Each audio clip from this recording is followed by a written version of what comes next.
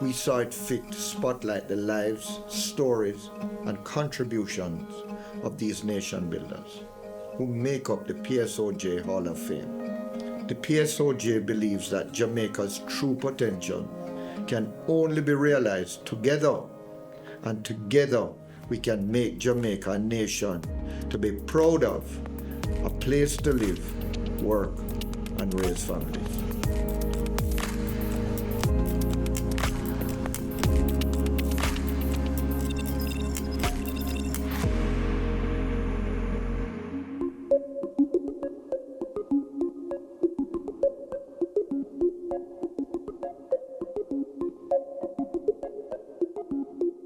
Let's hear about his journey through the private sector.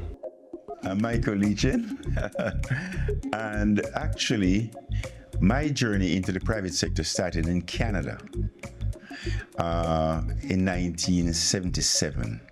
I'm an engineer. I'm a civil engineer by training. And so I graduated in 1974. Worked in Jamaica for 2 years as an engineer, and then I went back to Canada in 1976. I couldn't get a job. I had 3 non-engineering job offers, having sent out 100 resumes for job applications. I got 100 rejections in terms of engineering jobs. So I got 3 non-engineering job offers. The first was to be a soap salesman. The second was to be a long-haul truck driver. And the third was to sell mutual funds. I opted for the third. But to sell mutual funds, you need buyers. And the buyers have to have money. And as a young immigrant, I knew no one with money. So I had to cold call, which I did. And this was, at the time, Canada was not as cosmopolitan as it is today. So when someone said, okay, I'll listen to you, come and see me, whenever, I'd go. But I felt such a debt of gratitude that someone would really want to hear from me and actually possibly put their trust in me for their long-term future. I felt such a debt of gratitude that I asked myself when I got there, what's the highest value add I can give to this family? And the answer said, Mike, make them wealthy. That's the highest value add an advisor can give to the family whom is being advised. And that's how I got started, because I now started thinking about how is wealth created. And I developed a set of principles that will be common to everyone who has created wealth. And that was what I led my life by, those principles. So that's how I got started. Is there a significant milestone in your journey that you're proud of? A significant milestone that is indelibly clear to me, moment by moment, would be on March the 23rd, 2002 at 2 p.m. at Heroes Circle, the Minister of Finance's office. And I was just about to write a check to buy the National Commercial Bank of Jamaica. And I had a reflection before I signed the check. And the reflection was, how is it possible that the son of an orphan, who when I was born, my mom had no job. So we were both adopted by the helpers of the local supermarket in Port Antonio. So how is it possible that this fella now, this baby now, with time, over time, can now be writing a check to buy the National Commercial Bank of Jamaica? 3 answers came to mind. Number 1, it's possible, well, 1 major overarching answer, and then 3 subsidiary answers. Mike, it's possible for many reasons that you had nothing to do with. Number 1, you're born to a lady, single mother, who had high values, high standards. She led by example, honest, intelligent, passionate. I was blessed to have been born to that lady. I didn't choose her. Number two, you're born in an era in which you could own a pen. You could get an education. Had I been born 250 years, 300 years prior, I couldn't have gotten an education. I didn't choose my era. I was blessed. Number three, I was born in a country, Jamaica, that made me a confident human being. I didn't choose my country. I was blessed. So I didn't choose my mother, my era, my country. Wow. I am a statistical improbability. And now I can be writing a check. Wow. So that was a moment in my life of self-reflection as to it crystallized how blessed I am. And therefore, what am I going to use with these blessings?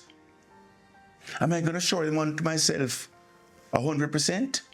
Or am I going to shower some onto myself and use the rest, figuratively, to uplift others? So at that moment, I committed to dedicating NCB to building a better Jamaica. That was a moment in my life I'll never forget.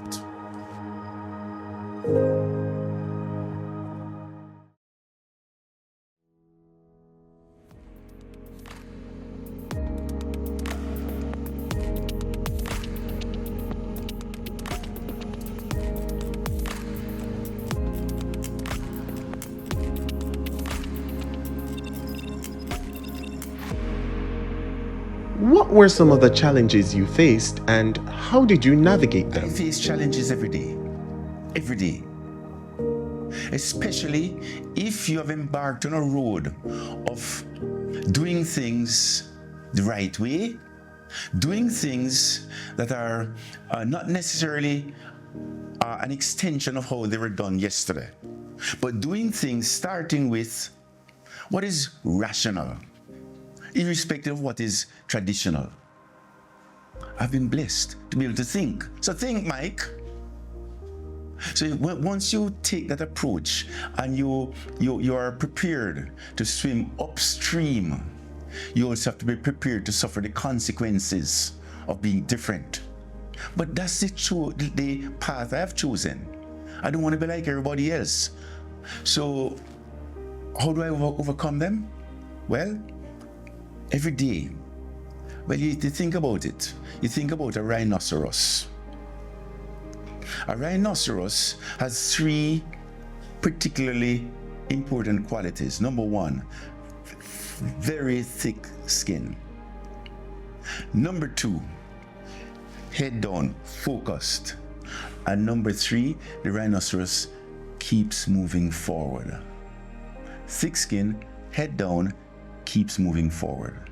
Can you imagine if the rhinoceros had the opposite of those three qualities? Thin skin, head up in the air, spinning around, and standing still or moving backward. The rhinoceros would be prey. So I have coined a term, rhino mode, whereby every day I invoke it, rhino mode. I have to have thick skin, focus, and keep moving forward, irrespective of what is impinged on me at that moment throughout the day. Rhino mode. And that is what has got me through all the valleys, the ear pockets that I go through every day. What inspired you to pursue your career? What inspired me to pursue my career? I'm a curious person. I'm a positive person. I am an ambitious person. And I've always been curious to know what's around the corner. To keep going, what's around the corner? What's the unknown? So whatever trajectory I'm on the trajectory because I'm passionate about it. I don't do anything I'm not passionate about. Because it's one's passion that will fuel through the valleys of life. It's your passion. And knowing what you're doing is the right thing. That's how I am. Is there a piece of advice you've held on to through the years? The most valuable piece of life I received was the following, and I can give you a quotation. When Warren Buffett was asked, how come you're so wealthy? To have grown your net worth from zero to billions, and today over 200 billion. From zero, when he invented nothing, he just invested in other people's businesses. When he was asked that question, how come you're so wealthy? His response was, to be successful over the long run. To be successful over the long run doesn't require a stratospheric IQ, unusual business insight, or any particular inside information. You don't need any of that. What's needed is a sound intellectual framework for making decisions, and secondly, the ability to keep your emotions from corroding your framework. So what he's basically saying, you want to be successful in life, you only need two things. Lead your life based on frameworks, principles, a value system in everything you do.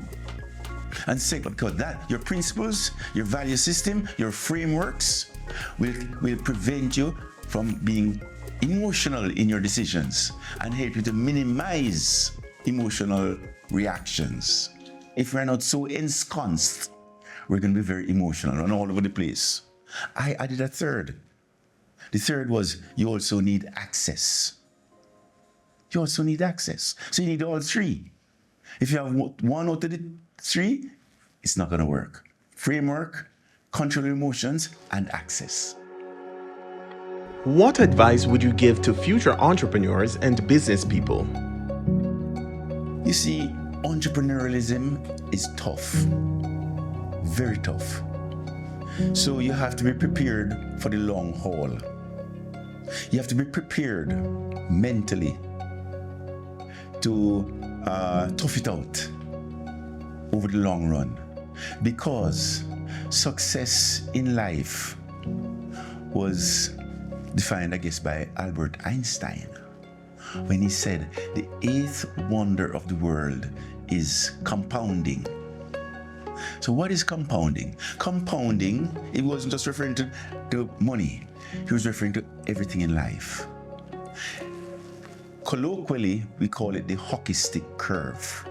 It goes like that, right? So you have to persevere along the handle of the hockey stick for years before you see a proportionate amount of results. And then once you persevere, you build your reputation, it takes years. Then you start going up the gradient of the curve. You hit an inflection point. At that point, between the point in time when you started and that inflection point, you put out a lot of effort and you get a disproportionately low amount of results. But after that point, if you get there, you put out a disproportionately low amount of effort and you get a disproportionately high amount of return because your reputation is built. So therefore, the key is to get through that hockey stick, the handle of the hockey stick part of the curve, and then you start reaping the benefit. But that takes years. In fact, what I did, it has become indelibly clear. There's a YouTube video I did. It's called Life is Not Linear. So if you YouTube search Life is Not Linear, Michael Lee-Chin, you'll see a complete explanation of what I just said. When were you inducted into the PSOJ Hall of Fame, and how did that experience feel? Recognition is important, not necessarily for the person being recognized, but it's important as an inspiration to others. Because role models are important. Young people need role models to guide them. What would my role model do when faced with this situation? Because my role model is successful. So what would my role model do? If we identify early in our lives role models for different aspects of our lives and ask the question, what would my role model do? Then we're going to eventually get to be like your role model. So the significant thought when I was inducted was one of role modelship and helping the next generation to have a pathway, a recipe to be successful. How do you think your work has helped the private sector grow in Jamaica? I think it's leading by example. You see, a leader has to, number one, set examples. A leader has to do things that other people don't want to do. That's not easy. Therefore, a leader has to be fully ensconced in wanting to uplift the whole. Right? Not to cater to individuals, but to uplift the whole. In the case of Jamaica, my beautiful country, we have not really done a good job stewarding Jamaica. We have not done a good job stewarding Jamaica. And we have to be honest. We have to be honest. Call a spade a spade. Because if we don't call a spade, we're not going to get better. And the reasons why, there are many reasons why we have not done a good job. Because we need leaders who are truly nation builders. And that's the focus. We need committed, passionate nation builders who make decisions based on what is in the best interest of my country. First. The whole first. Not in my own personal interest. So what is my biggest contribution to Jamaica? It's leading by example. I'm not perfect, but I try to lead by example. When I make a mistake, I fess up. I'm not shy to be vulnerable. And that's a problem. People who are shy to be vulnerable. Nobody wants to be vulnerable. But you can't trust someone who holds their cards close to their chest. You can trust someone who is saying, look, I'm sorry, and be vulnerable. This is what happened. I'm going to do better next time, okay?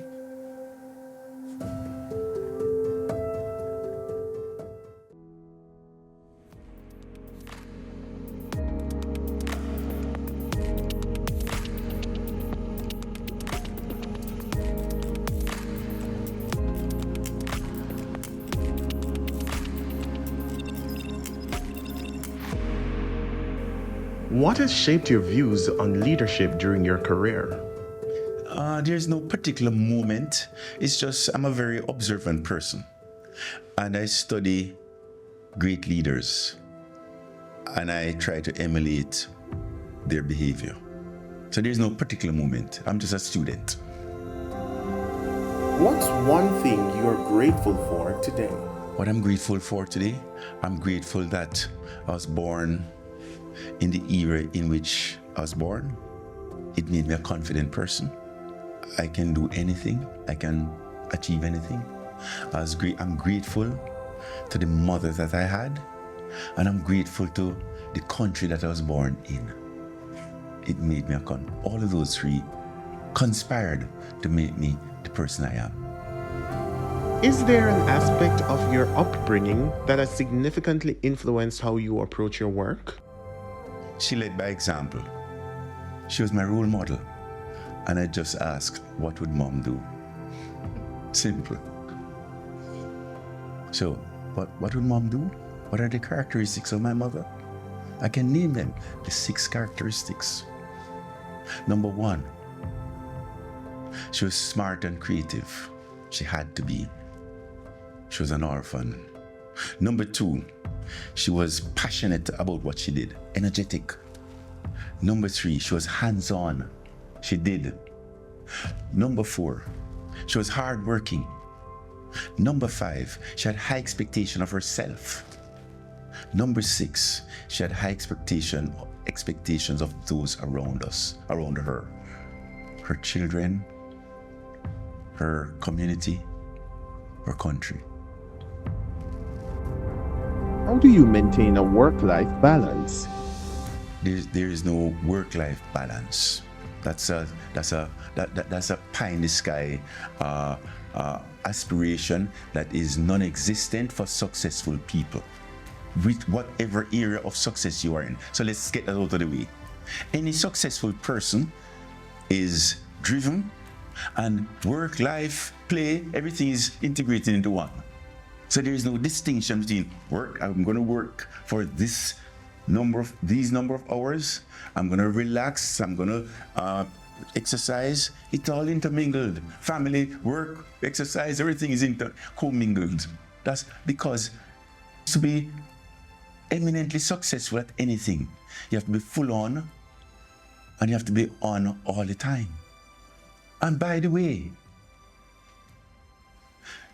those characteristics are characteristics of owners. At your home, is your work-life balance at home? You own your home. Is there work-life balance? You're on 24 hours. If the pipe leak bursts at 2 o'clock in the morning, what do? When the children wake up at 4:30 having a cold, coughing, what do? Where's the work-life balance? You can't tell them, look, I'm in my relaxation period now. Stop coughing. Or pipe, fix yourself. You can't do that. That's not life. So this work-life balance business, I don't know who invented it, but it's totally unrealistic. If you want to be a true owner, and you have to be a true owner of whatever you do, whether it's your assets or your liabilities or tasks or your job. What's a moment in your career that always makes you smile? And a tear also. In 1962, my stepdad went to apply for a job as a teller in a bank in Port Antonio. And he's bright. He's very bright. He's intelligent. He has integrity. Big time. He's hardworking. And he was turned down for that job as a teller because he was too dark. The pigmentation of his skin. 1962. In 2002, how many years later? 40 years later? His son, on March 23rd, 2002, was now writing a check to buy the National Commercial Bank of Jamaica, which was the second largest bank in Jamaica at the time. No, it's the largest. So I felt proud at that moment for him that he could live to see this moment.